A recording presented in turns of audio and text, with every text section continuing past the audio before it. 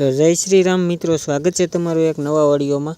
આ ઓડિયોમાં તમને જાણવા મળશે કે આ રવિરામ બાપુ છે તે કેવું સોશિયલ મીડિયામાં કેવી રીતે કેવા શબ્દોનો પ્રયાસ કરે છે, શું કે આ મનસુખભાઈ રાઠોડ અને રવિરામ બાપુ શું વાત કરે છે તેના વિશે જાણવા મળશે। તો ઓડિયો ખાસ સાંભળજો। ઓડિયો સારો લાગે તો કમેન્ટ જરૂરથી કરજો કે તમને ઓડિયો કેવો લાગ્યો, અને લાઈક શેર પણ કરી દેજો। સાંભળો હવે ઓડિયો।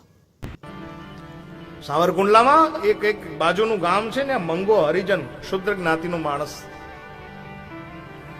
પણ સાહેબ, હરિજન એટલે ખરા અર્થમાં હરિજન, હરિજન, હરિનો જન। અને એવું કહેવાય કે એને ભગવાન મળી ગયા। અને આ સમય કયો, આપણું રજવાડું હાલે ભાવનગર મહારાજ સાહેબ, અને ભાવનગર સુધી ખબર પડી કે મંગાને ભગવાન મળ્યા છે। અને એ સમયની અંદર મહારાજ સાહેબ ખુદ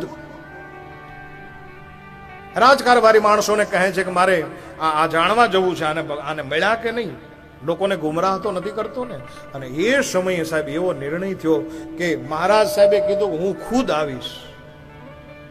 અને રથ તૈયાર થયો, રાજ રસાલો તૈયાર થયો, રાજકીય માણસો તૈયાર થયા, ભાવનગરથી નીકળી અને ગામની અંદર આવ્યા અને પૂછ્યું કે મંગાનું ઘર ક્યાં છે? બોલે અહીંયા છેવાડે ઝૂંપડી છે અને ત્યાં મંગા ભગત રહેતા હશે। મંગાને ખબર પડી તો પોતાની તૂટેલા ખાટલા ઉપર થોડાક ફાટલા ગોદડા હતા એ નાખી દીધા કે મારો ધણી આવે છે, ભાવનગરનો નાથ આવે છે, અમારો રાજા આવે છે।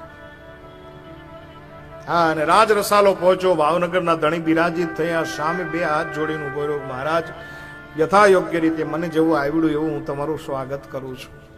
આંખને કરડી કર્યા અને રાજકારભારી માણસોને ઈશારો કર્યો કે પૂછો આને ભગવાન મળ્યા છે કે કેમ? હા, અને રાજકારભારી માણસોએ કીધું મંગા એવું સાંભળ્યું છે કે ભગવાન મળ્યા, આ વાત સાચી કે ખોટી? હવે આમાં પાછું એવું છે કે જેને મળી જાય એ બોલતા નથી, જેને મળી જાય છે, जिनको प्राप्त हो चुका है वहां वाणी विराम ले लेती है। એટલે મંગાએ પોતાના ઉપર ન લીધું, પણ કીધું ભાઈ સમાજ ને ગામ એવું કહે છે કે મને ભગવાન મળ્યા। ત્યારે કીધું કે એમ નહીં, ભગવાન મળ્યા એનું પ્રમાણ મારે જોઈએ છે। ત્યારે મંગાએ કીધું કે ભાવનગરના ધણીને મળવું હોય તો કેટલી મહેનત કરવી પડે। હા, અને વગર આમંત્રણે વગર બોલાવે ભાવનગરના મહારાજ સાહેબ જો મારા ખાટલાની ઉપર બેઠા હોય, મારા ઘરે બેઠા હોય, તો આનાથી વિશેષ પ્રમાણ બીજું તમારે જોઈએ છે શું? ભગવાન મળ્યા, यही प्रमाण। तो मेरे भाई बहन, भगवान को साथ हो।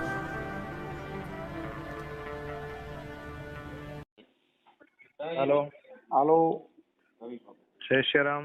जय श्री राम। रवि बापू बोलो? जी बोलो। हाँ बापू, આપણી કથા એક તુલસી પ્રભુ ધામમાં કથા કરી હતી હમણાં તમારો કથાનો કાર્યક્રમ હતો।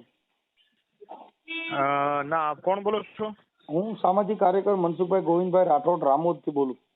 અચ્છા, બોલો। હા, એટલે તમે એમાં વણકરનું તમે એક ઇતિહાસ આપ્યો છે, એમાં શૂદ્ર કીધું છે। ના। હા, તમારો ઓડિયો મારી પાસે, વિડીયો છે મારી પાસે। અચ્છા, હમણાંની કથામાં? હા, હમણાંની કથા કાલે અપલોડ થયો છે। હા, કાલે અમારી કથા એક ગલસાણા ચાલે છે સાહેબ। હા, એમાં તમે બોલ્યા છો હા કે મંગો હરિજન હા અને શૂદ્ર હતો। મારે જોવું પડશે સાહેબ। મેં એ ટૂંકમાં કથા તો મેં ઘણી વાર કીધેલી છે। આ કાલનો પ્રોગ્રામ છે, એક દિન પહેલા અપલોડ થયો છે એવું આમાં બતાવે ના, કઈ નહીં, હું હમણાં જોઈ લઉં છું સાહેબ। હા, એટલે શું કે આ તો તમે કથાકાર છો, પણ જાતિને નીચી બતાવી એ શૂદ્ર? નહીં, મારી 100% હું એ કાન પકડું છું સાહેબ। હા, બરોબર। અને આપ મને મળો ને, આપણે બે ભાઈ બેસીએ સાથે। મારો બાપુ, તમે રામોદ એટલે આ અમદાવાદની બાજુમાં ક્યાંય? નહીં, દાસી જીવનનું ઘોઘાવદર ને રામોદ, ગોંડલની બાજુમાં। ગોંડલની બાજુમાં? ઠીક। આપણું ગામ તો કયું છે? હું ત્યાં બાજુમાં ભાઈ પેલું બંધિયા છે, ત્યાં કેટલું થાય? બંધિયા અમારાથી 5 કિલોમીટર। તો પછી હું તમને ચોક્કસ મળીશ સાહેબ। હા, એટલે આમાં હું બરાબર। અને જે કાંઈ બરોબર છે, તમારી વાત એકદમ રાઈટ છે। હા, કેમ કે બરાબર, અને એવું લાગે તો એ કોઈ સ્વીકારું છું। કેમ કે એનું કારણ છે કે હરિજન શબ્દ એ ગુનો છે. બરાબર છે. હા, એને મેઘવાળ કહી શકો છો. એમ. હા, અનુસૂચિત કહી શકો, દલિત કહી શકો, પણ જે આ જે કઈ શુદ્ર એટલે એને વર્ણ વ્યવસ્થામાં વયું ગયું. ના બરાબર છે, રાઈટ વાત છે તમારી. જે 4 વર્ણ બતાવ્યા છે ને એ ચારે 4 વર્ણમાં શુદ્ર એટલે પગનો ભાગ. એમાં શું છે કે આપણે કદાચ મેં બોલ્યો છું પણ એ હરિના જન કરીને હું બોલ્યો છું, પણ છતાંય તે તમે જે કહો છો એ રાઈટ છે. હું હમણાં 1/5 બંધી આવું છું, ત્યાં પ્રફુલભાઈ કરીને છે મારા મિત્ર, આપણે ચોક્કસ મળશું. આમાં હું બાપુજી કે તમે વર્ણ વ્યવસ્થા બતાવી ને એમાં જે ચોથું વર્ણ જે શુદ્ર બતાવે, શુદ્ર એટલે પગ. ધર્મની વ્યવસ્થા અંદર શુદ્ર એટલે પગ. જી. તો આખા દેશની અંદર પૂજા પગની થાય. જી. બ્રહ્મા, ક્ષત્રિય, વૈશ્ય ઈ બધા ઉપરનો ભાગ છે. પગ જેના કાઢી નાખો ઈ બધા અટણે નમન પગેથી થાય. અપંગ ગણાય બરાબર છે. બરાબર છે. એટલે આખી દેશમાં અને શુદ્ર છે ને ઈ ગણેશ છે, શુદ્ર છે ને ઈ પૂજનીય છે. જી બરાબર છે. 100% કોઈનું નમન કરવું પડશે ને તો એ પગનું થાય. પગનું થશે, એ કઈ કપાળે નહીં કરાય. બરાબર. કપાળે થાય તો ઓરાણા થઈ જાય અને દુખણા લીધા કરો. બરાબર છે.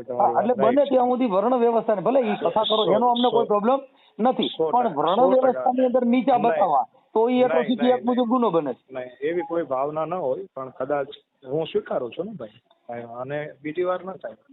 એમાં શું છે બાબુ, ભલે તમે સ્વીકારો, પણ કહેવાનું ઈ છે કે એકનો મહાન બનાવો, નાને નીચા બતાવવા. હવે જે માના કુખેથી જેના ને એમાં ઊંચા નીચો ક્યાંયથી જણાતો નથી. જો કે તમે કથા છે તો એનો આખો તમારે આનો અભિપ્રાય કરવો પડે. હું એક ગાયક કલાકાર છું. એમ.